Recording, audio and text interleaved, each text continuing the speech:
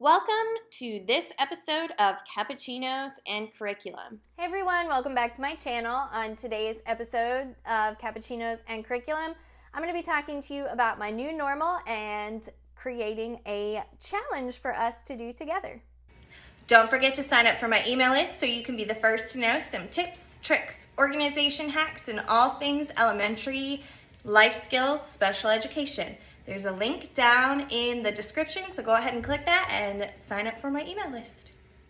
My morning routine right now is pretty simplistic. I get dressed, wash my face, brush my hair, do a little bit of makeup, just some foundation and concealer, brush my teeth, and just basically get ready for the day as best I can to make things normal. And then I make my bed and pick all of the things up off of the floor so I can run my Roomba. After my morning routine, I usually end up going to Starbucks and getting a coffee. That is something that I've just recently started doing.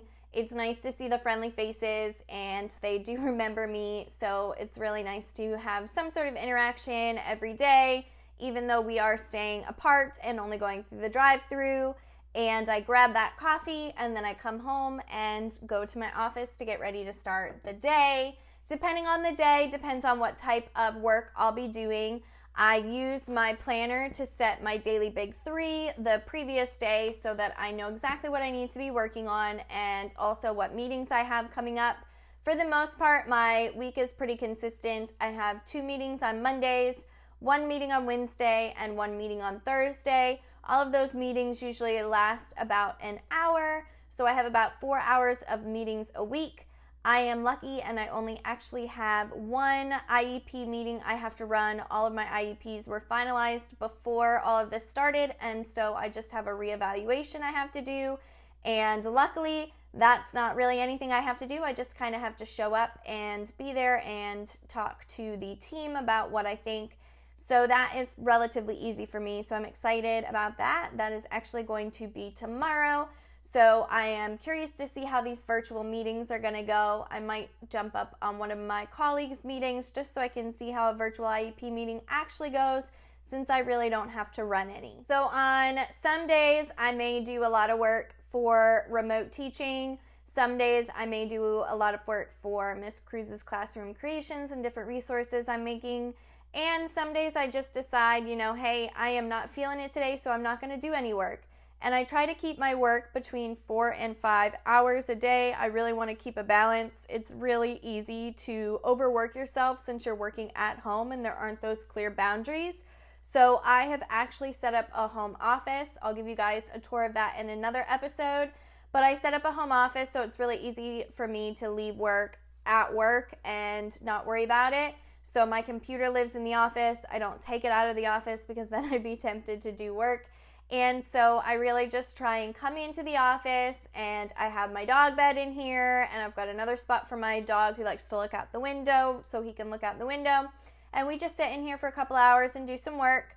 On the days that I have those meetings, the double meetings on Mondays, I oftentimes don't get a lot of work done, and I might only set 1 task to do that day, and I've been using this full focus planner to really help me stay on track and everything, and I love this. I'll have to do a planner review video for you guys so I can talk to you about this, but basically I set my big 3 of tasks that I need to do.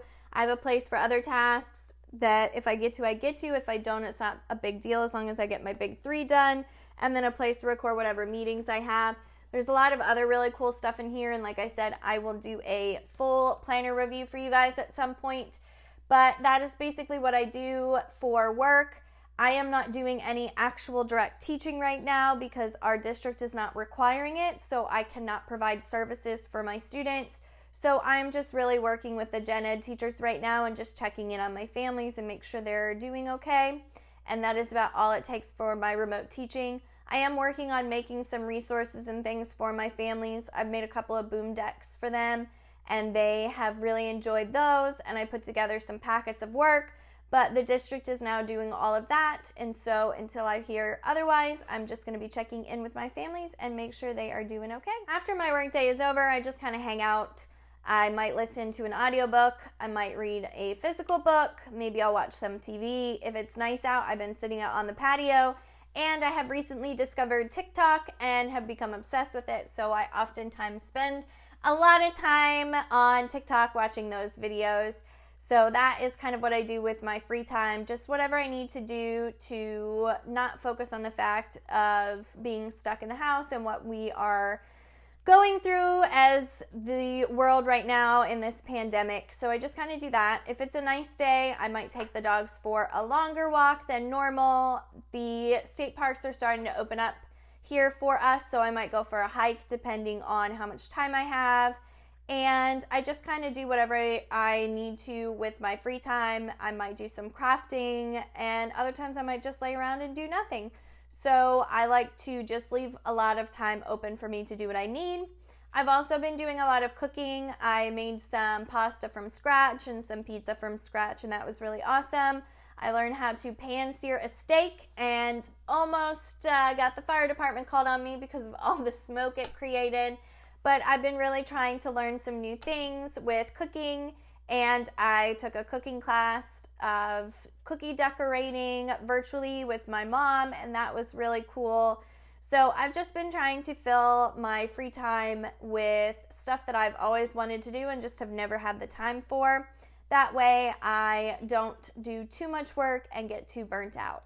And then my before bed routine is basically the exact same as my morning routine, except for I am putting on pajamas and not clothes and taking off my makeup, but I'm washing my face, brushing my teeth, and getting in bed.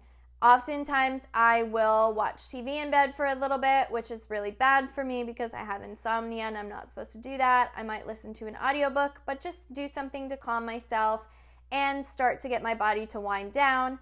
And that is basically my before bed routine. It's extremely simplistic and it works for me. And starting today and for hopefully the whole month of May, I'm really going to be challenging myself, and I want to challenge you guys right along with me to really set intentional routines. So I do already have a morning routine and a night routine, but I feel like they could use a little beefing up. I have been reading tons of books. I am not waking up at 5 a.m. by the way, but the 5 a.m. Club, it was an interesting read. Definitely not one of my top 5, but they all basically say the same things. Girl, wash your face, and girl, stop apologizing. And then also the 10X rule and the miracle morning. I love the miracle morning. So I am going to be challenging myself to make a very intentional morning routine following those practices. What I love about the miracle morning is it has these savers. It's actually the background of my iPad. And so every morning you start with silence, which is like meditation or prayer or just breathing, whatever you need to be to clear out all of the anxiety and chatter and be ready to start for the day. And then you do some affirmations and just affirm yourself and your goals and encouraging words. Then you do some visualization, so doing something step by step, maybe visualizing the day ahead, what you want to accomplish. Exercising is the next one. It doesn't have to be anything super intense, just some like quick little exercises you can do. Reading, and then writing. So those are the savers, and I'm really going to be challenging myself to try and start my day with those. Silence, affirmation, and visualization will be really easy for me. Same with reading. As I said, I love audiobooks, so I have tons of audiobooks to read.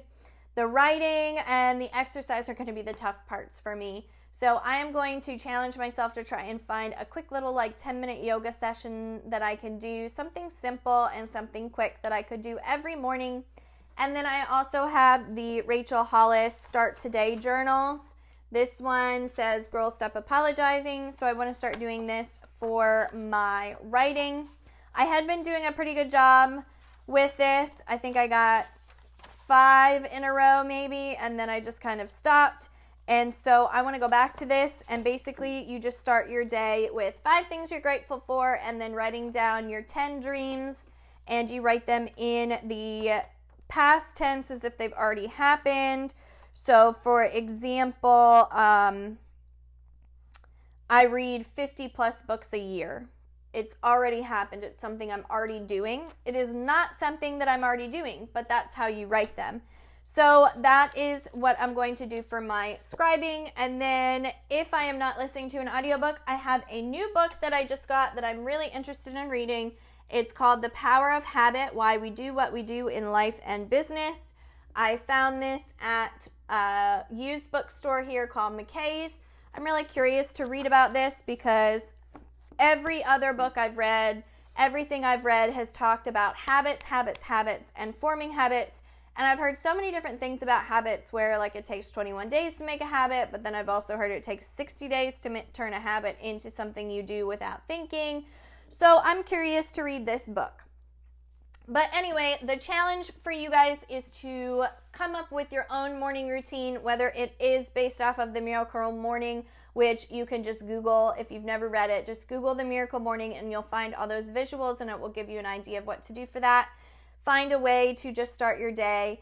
And then also the night routine. I really want to beef up my before bed routine because I feel like I could do a lot better to help with my insomnia if I have a little bit more of a routine other than just washing my face, brushing my teeth, and then getting in bed. So I know tea is really good to help calm you, so I might try and add some tea and then reading a book or something into it as a daily thing that I do, not just an every once in a while. And trying to limit my TV before I go to bed because the light is really bad for you and messes with your melatonin. So that is my challenge. If you decide to join in on the challenge with me making your routines, comment below and tell me what you're thinking you're going to do for your routines. So thank you so much for watching this episode this week, and let me know what you're doing for your routines, and I'll see you next week. Thanks so much for watching this episode, guys. Don't forget to click subscribe so you can stay up to date on my cappuccinos and curriculum series.